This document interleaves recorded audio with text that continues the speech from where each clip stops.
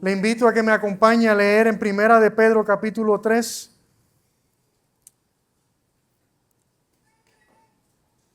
Verso 8, si podemos estar de pie, reverencia a la palabra del Señor.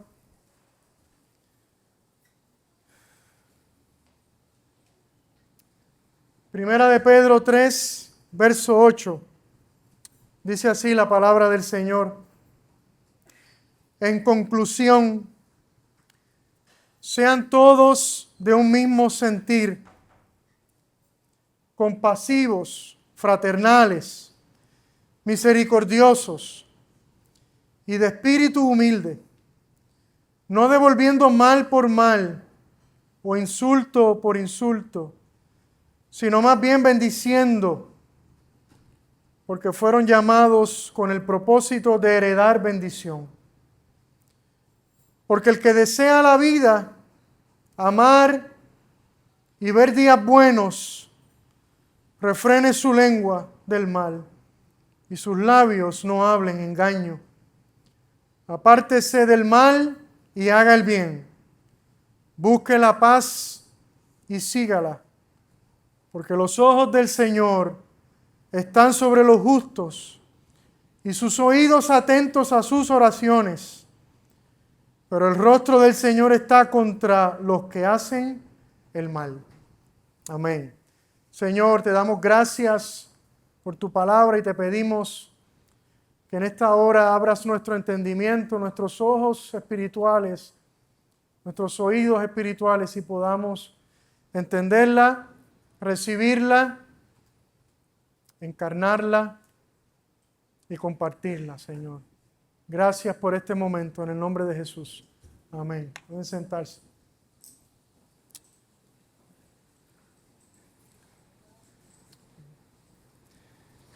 Gloria a Dios. ¿Qué pasaría si todos en la iglesia actuáramos de la misma manera?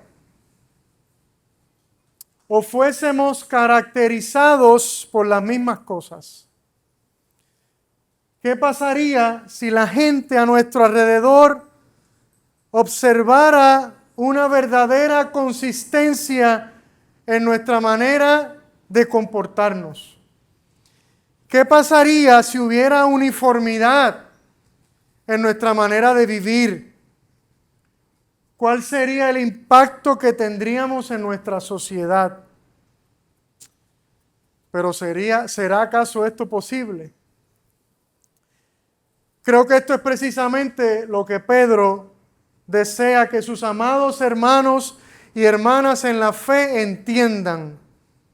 Cuando les dice, en conclusión, sean todos de un mismo sentir. Sean todos de un mismo sentir. Es como si Pedro estuviera diciendo literalmente, el fin del discurso es este: estén todos de acuerdo, unidos en espíritu, unánimes, siendo de un mismo parecer. Y Pedro no está implicando que todos tenemos que pensar de la misma manera, ¿cierto? Él lo que está pensando es en el milagro de la unidad en medio de la diversidad. Un mundo tan polarizado como el que vivimos, tan dividido, necesita con urgencia, necesita desesperadamente el testimonio de una iglesia que se levante como un solo cuerpo, unidos con una sola mente, con un solo espíritu, con un solo corazón. Una iglesia que le dé testimonio al mundo de lo que significa una auténtica unidad. Pero cuando observamos cómo la iglesia en general se está comportando en estos días, se nos hace difícil pensar que esto sea posible.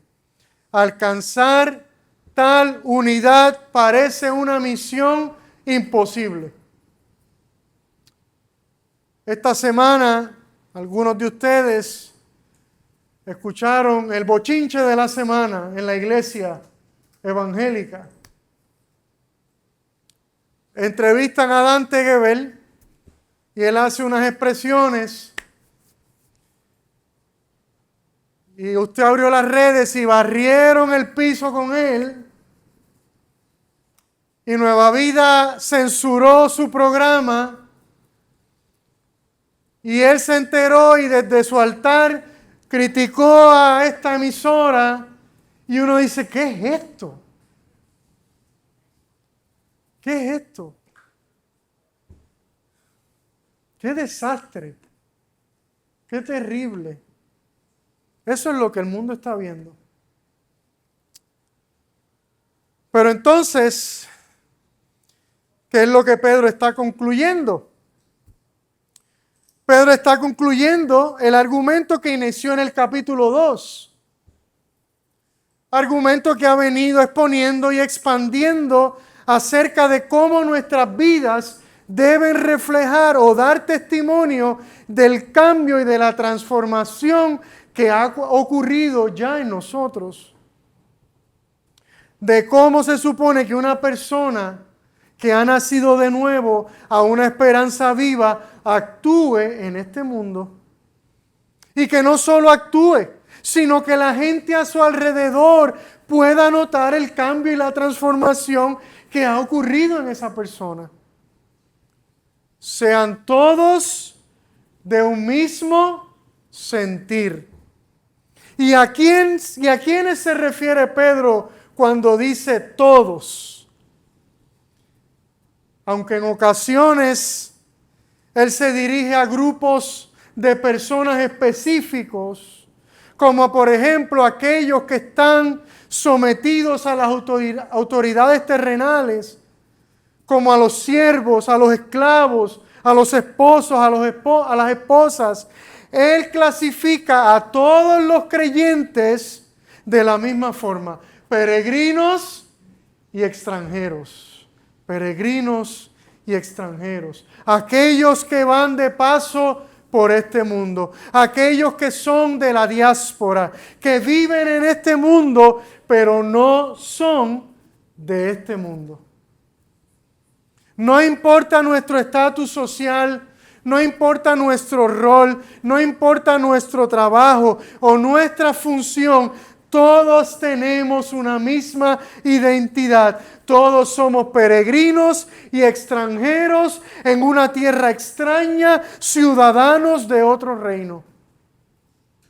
Y el argumento es que mientras estemos en esta tierra, tenemos que dar testimonio del verdadero reino al cual ya pertenecemos, del cual ya somos ciudadanos. ¿Y cuál es ese mismo sentir que Pedro anhela que los creyentes tengan? ¿Cuáles son esas características, esos valores, esas actitudes que nos van a identificar como ciudadanos del reino de Dios? ¿Cuáles son esas características que van a sorprender al mundo? Pues además de ser de un mismo sentir, sean también compasivos, fraternales, misericordiosos y de espíritu humilde. Sean compasivos. Los compasivos son aquellos que comparten los sentimientos de otros, especialmente los sentimientos de tristeza o de angustia. Son aquellos que comparten los sufrimientos de otros. No es que simplemente le dé pena el sufrimiento de otro. A cualquiera le puede dar pena el sufrimiento de otro, pero los compasivos lo comparten. Alguien compasivo va más allá.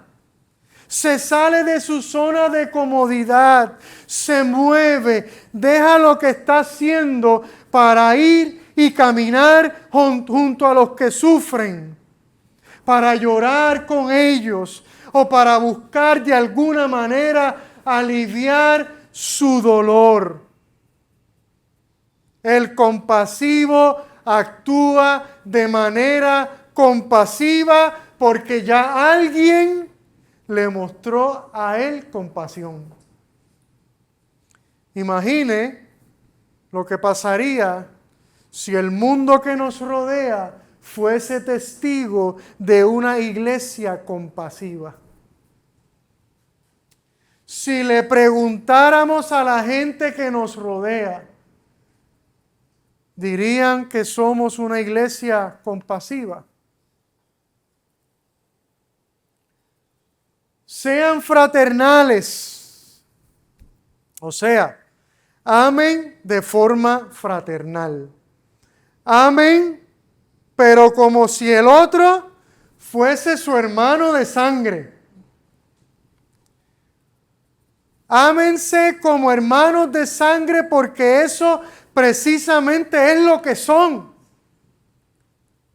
Porque si tienen un mismo Padre y si han sido unidos por la sangre de Jesús, pues entonces ustedes son hermanos de sangre. Yo no escogí a mis hermanos. El Señor los escogió por mí. Y precisamente eso es lo que nos une. Que en su plan soberano el Señor entendió que iba a ser de beneficio y de bendición para nuestra alma el pertenecer a esta familia. Pues entonces, amémonos de forma fraternal. Pero igual que la compasión, el amor fraternal tampoco es pasivo. El amor fraternal es un amor que busca, que se preocupa, que extraña, que anhela a su hermano, aún a pesar de las diferencias. Mi hermana Sorangeli y yo no podemos ser más diferentes, pero así de diferentes, así de profundo nos amamos. Porque a pesar de nuestras diferencias, hay un vínculo que nos une, que ambos sabemos que es imposible de romper. Aquí Pedro vuelve a hacer hincapié en lo que yo creo que es uno de los temas centrales de su carta, y lo expresó en el primer capítulo cuando dijo: puesto que en obediencia a la verdad ustedes han purificado sus almas para un amor sincero de hermanos, un amor fraternal. Ámense unos a otros entrañablemente de corazón puro.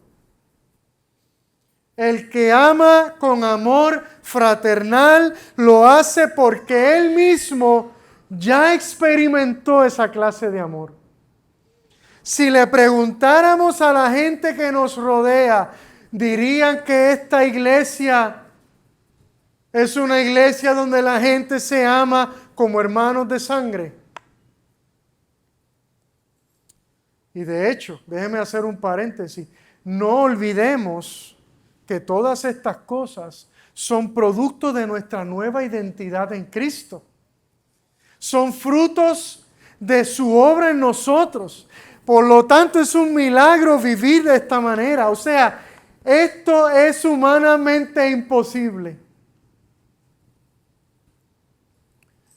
Sean misericordiosos.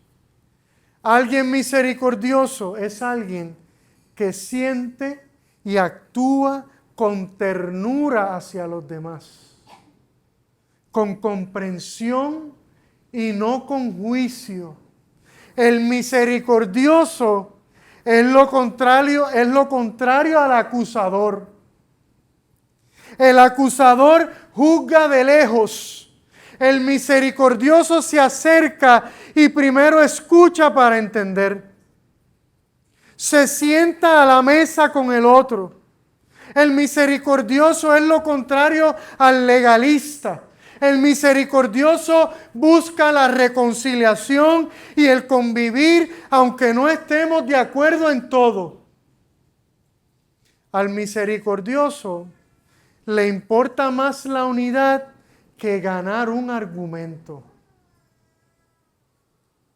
El misericordioso sabe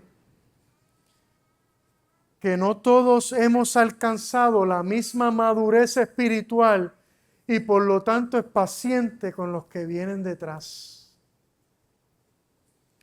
El apóstol Pablo le dice a los efesios de igual forma, sean más bien amables unos con otros, misericordiosos, perdonándose unos a otros, así como también Dios los perdonó en Cristo. El misericordioso actúa con misericordia porque ya alguien fue misericordioso con él. Si le preguntáramos a la gente que nos rodea, dirían que esta es una iglesia misericordiosa. Sean de espíritu humilde.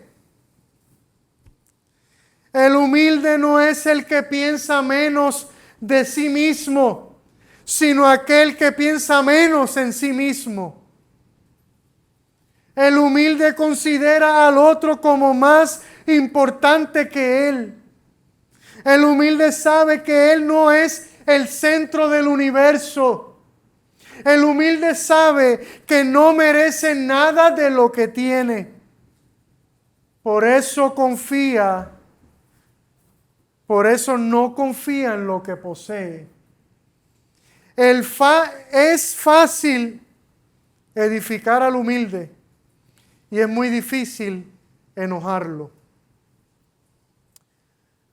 Respecto a esto, Pablo le dice a los romanos, porque en virtud de la gracia que me ha sido dada, digo a cada uno de ustedes que no piense de sí mismo más de lo que debe pensar, sino que piense con buen juicio, según la medida de fe que Dios ha distribuido a cada uno. El humilde actúa con humildad porque alguien actuó primero con humildad hacia él. Si le preguntáramos a la gente que nos rodea, dirían que esta es una iglesia humilde.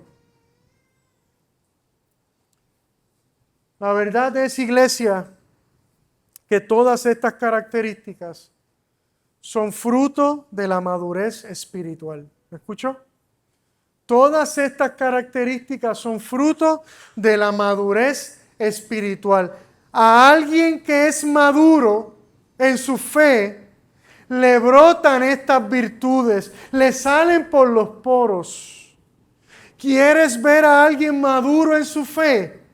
¿O quieres ver a alguien que está constantemente madurando en su fe? Entonces verás a una persona que lucha constantemente por la unidad del cuerpo. Verás a una persona compasiva, que ama con amor fraternal, misericordiosa y humilde.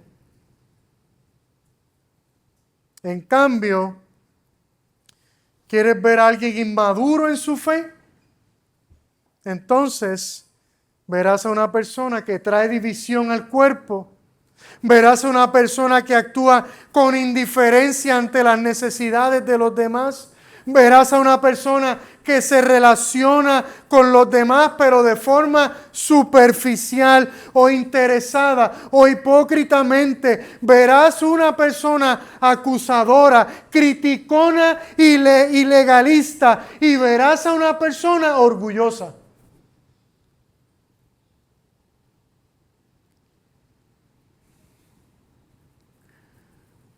Sean todos de un mismo sentir,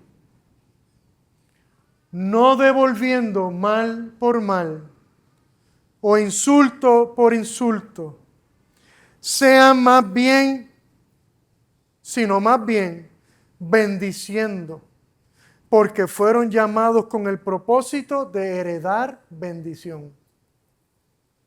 Ahora parece que Pedro se mueve de las relaciones entre los hermanos en la fe a las relaciones con los no creyentes.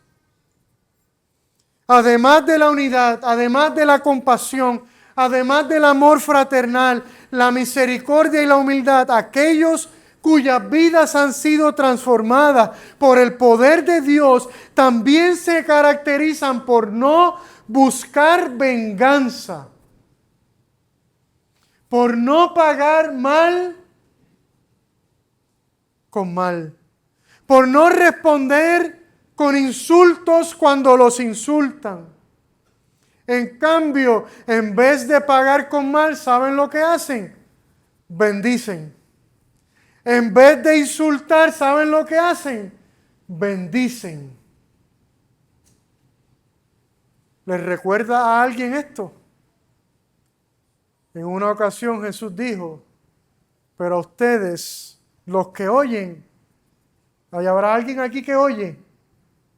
Les digo, amen a sus enemigos, hagan bien a los que los aborrecen, bendigan a los que los maldicen, oren por los que los insultan. Mire, esta es una de las cosas más contraculturales del reino de Dios. ¿Cómo que ame a mis enemigos? ¿Cómo que le haga bien a los que me aborrecen? ¿Cómo que bendiga a los que me maldicen? ¿Cómo que ore? Que tú me dices que ore por los que me insultan. Pero iglesia, ¿acaso no es sorprender al mundo lo que queremos hacer con nuestra manera de vivir? ¿De qué otra manera lo haremos? Si no es actuando de forma contraria a la cultura. ¿No fue precisamente esto lo que nos sorprendió de Jesús, el cual no cometió pecado, ni engaño alguno se halló en su boca, a quien cuando lo ultrajaban no respondía ultrajando, cuando padecía no amenazaba, sino que se encomendaba a aquel que juzga con justicia? Amados, el mundo será sorprendido cuando la iglesia actúe como su Señor. No existe otra manera de sorprender al mundo, porque es en Él donde se encuentran todas las características y virtudes que hemos mencionado, pero de forma perfecta. Es Él el que siempre es de un mismo sentir con su Padre. Es Él el verdadero compasivo. Es Él el que realmente ama de forma fraternal a sus hermanos. Es Él el verdadero misericordioso. Es Él el que, aleluya, realmente tiene un espíritu humilde. Fue Él quien no devolvió mal por mal. Fue Él quien no devolvió insulto por insulto. Fue Él quien decidió en cambio bendecir. Y es Él quien ha depositado su espíritu en nosotros. Es Él quien entonces nos ha dado la capacidad sobrenatural de vivir como Él vivió. Porque con este propósito, dice Pedro, hemos sido llamados. No es la primera vez, ¿verdad?, que Él nos habla de que hemos sido llamados con el propósito de que de heredar bendición. Casi nada. Heredar bendición. Mire, usted sabe que las herencias no se ganan. Las herencias que se reciben, se aceptan. Y esta es la herencia que ya hemos recibido, que el Señor nos ha llamado, ¿para qué? Para salvación. Amén. Y esa es la herencia más grande que alguien pudiese recibir en este mundo. Y esa es la más grande bendición que alguien pudiese recibir en este mundo. Sin embargo, esa herencia no es exclusivamente para que la disfrutemos en el futuro, sino para que la comencemos a disfrutar aquí y ahora.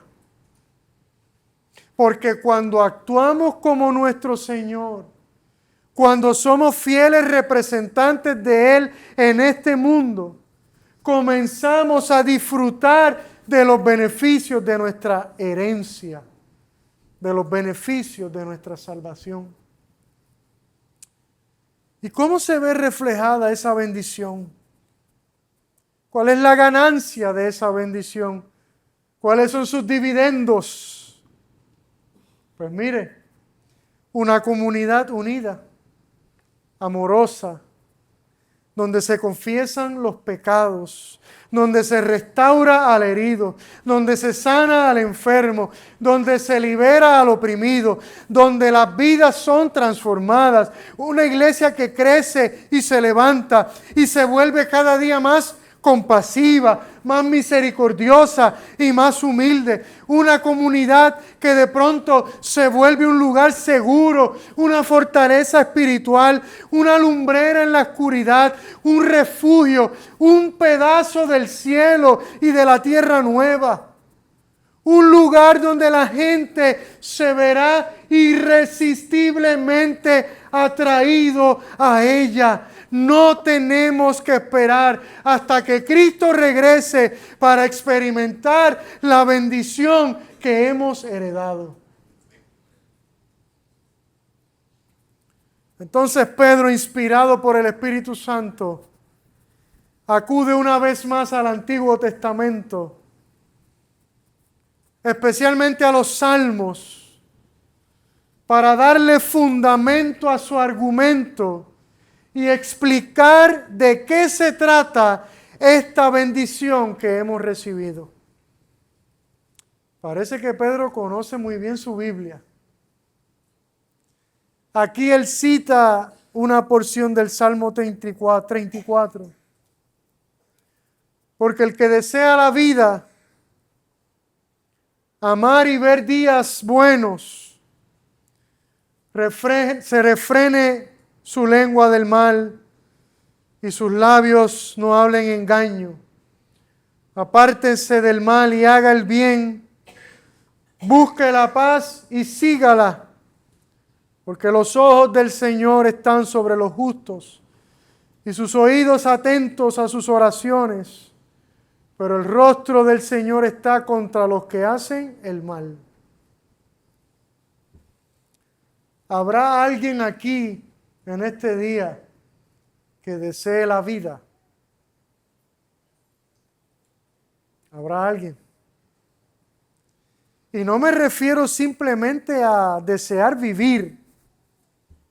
Es desear vivir, pero esa vida plena, esa vida zoe, esa vida que es fructífera, esa vida que es satisfactoria, esa vida que glorifica a Dios.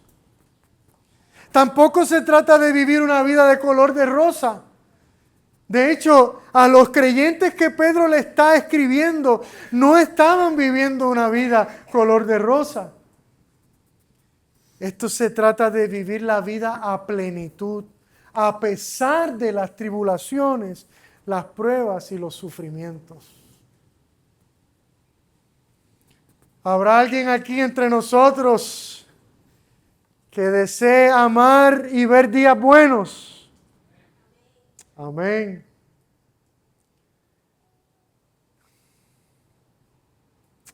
Mire, esto no es una promesa exclusiva para el futuro.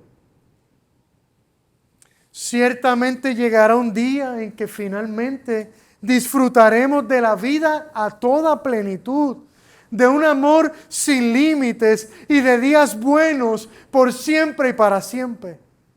Pero Pedro le está diciendo a los creyentes que el comienzo de esa vida, de ese amor y de esos días buenos es hoy, es aquí, es ahora. Entonces, ¿cuál es la fórmula para vivir esa clase de vida? Para disfrutar de esa clase de amor, para vivir esa clase de días buenos. Simple, refrene su lengua del mal, que nuestros labios no hablen engaño, que nos apartemos del mal y hagamos el bien, que busquemos la paz y la sigamos. Otra traducción para esa palabra es que la persigamos. Imagine que usted está constantemente persiguiendo la paz, yendo tras ella. En otras palabras, vivir a base de la nueva identidad que hemos recibido en Cristo. Que de nuestra boca no salgan palabras que hagan que los que nos rodean nos confundan con gente incrédula, con pecadores, con gente que no confía en Dios. Que de nuestros labios siempre salga la verdad, no importando las consecuencias. Que huyamos del pecado, que nos dediquemos a obedecer a nuestro Señor, que seamos agentes de paz y no de contienda a donde quiera que vayamos, especialmente cuando nos congregamos con el pueblo de Dios. ¿Y por qué estas cosas van a producir vida, amor y días buenos? En primer lugar, porque si vivimos de esta manera, ¿sabe lo que va a pasar? Vamos a comenzar a contagiar a los que nos rodean. Vamos a comenzar a ser de influencia con nuestra manera de vivir. Y en segundo lugar, porque si hacemos estas cosas, nuestros ojos van a estar constantemente puestos en Dios, en su reino, en su gloria y no en las cosas de este mundo. ¿Y qué es lo que nos debe motivar hoy a vivir esta clase de vida? Porque los ojos del Señor están sobre los justos y sus oídos atentos a sus oraciones. Pero el rostro del Señor está contra los que hacen el mal. ¿Cuál es la motivación para vivir esta clase de vida? Porque el Señor, iglesia, amados, no ignora a sus justos y tampoco ignora sus obras. Los ojos del Señor están sobre ellos. Es como si el Señor no pudiera dejar de mirarlos. No para juzgarlos, sino para complacerse con ellos. Sus ojos recorren la tierra y cuando identifican a uno de los suyos, se dibuja una sonrisa en su rostro porque estos le traen gran gozo. Cada vez que ve a alguien actuando como su hijo, su gozo llena la tierra. Esto me hizo pensar en la película animada Monsters, Inc. Cosas locas que uno piensa. Que al final de la película todos descubren que la risa era infinitamente más poderosa que el llanto. Usted me dirá loco, pero esto es lo que yo pienso. Así me imagino al Señor. cada vez que observa a sus hijos. Su gozo le da vida y energía a toda la tierra. Si la ira del Señor es terrible, imagine cómo será su gozo.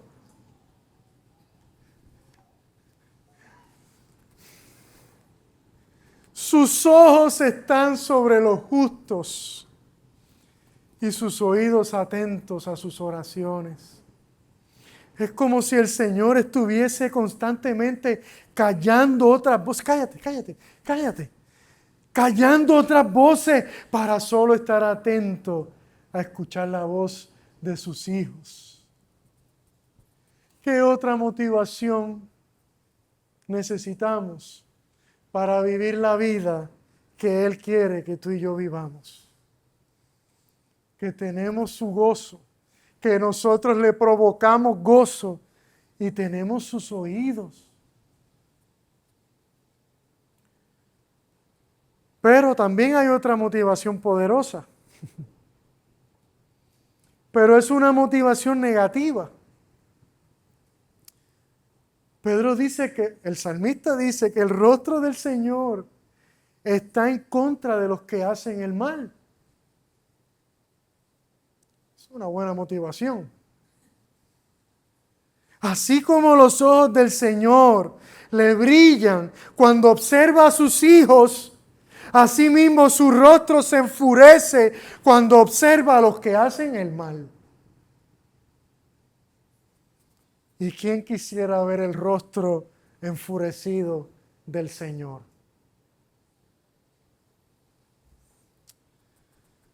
Iglesia, deseamos vivir realmente la verdadera vida. Esa vida plena que el Señor nos ha dado. Deseamos amar y ver días buenos. Deseamos disfrutar desde ahora las bendiciones de la herencia que ya hemos recibido, las bendiciones de su salvación. Deseamos convertirnos en una comunidad que sorprenda al mundo y que la gente se vea atraída a ella. Entonces, es necesario que todos procuremos ser de un mismo sentir. Todos lo procuremos, no algunos. Es necesario que todos procuremos madurar en nuestra fe. Todos, no algunos. Es necesario que le permitamos al Espíritu Santo hacernos más compasivos, amarnos como si fuéramos hermanos de sangre, a ser más misericordiosos y más humildes. Es necesario que refrenemos nuestra lengua del mal y nuestros labios de hablar engaño. Es necesario, iglesia, que nos apartemos del mal y hagamos el bien. Es necesario que nos dediquemos a buscar la paz y a seguirla. Si usted contesta positivamente esas preguntas, yo le invito a que esté de pie.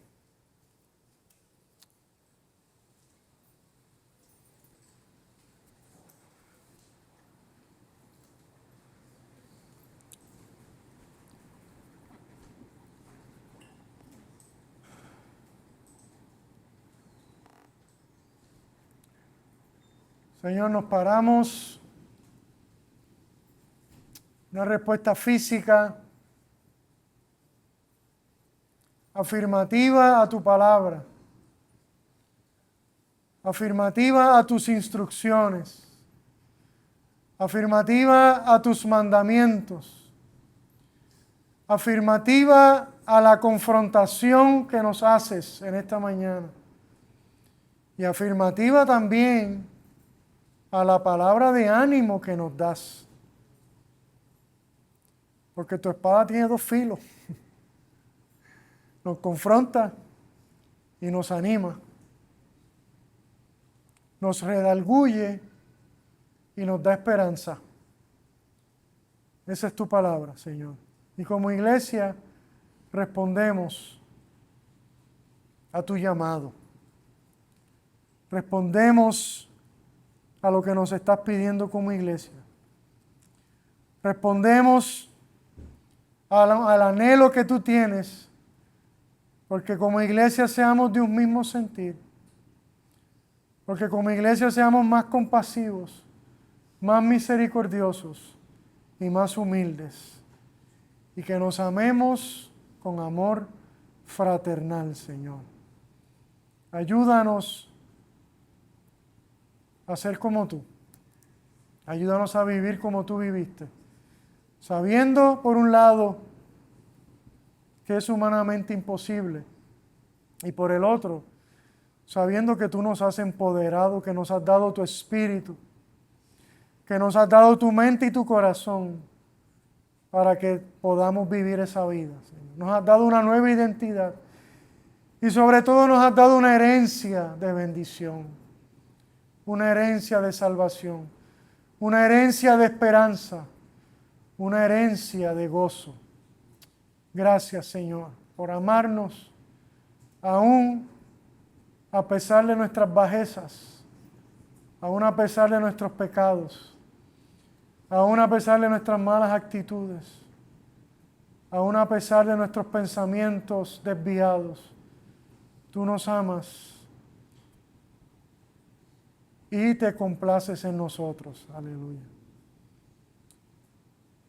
Porque cuando nos ves, ves a tu Hijo, ves a un pueblo redimido por su sangre, ves a un pueblo rescatado, ves a un pueblo cuyo corazón de piedra fue cambiado por un corazón de carne. Ves a un pueblo que ahora anhela tu presencia, que ahora anhela hacer tu voluntad, que ahora anhela agradarte en todo. Gracias, Señor. Ayúdanos a seguir creciendo como iglesia, para convertirnos en esa iglesia que tú sueñas que seamos, Señor. En el nombre de Jesús. Amén. Y amén. Gloria a Dios. Aleluya.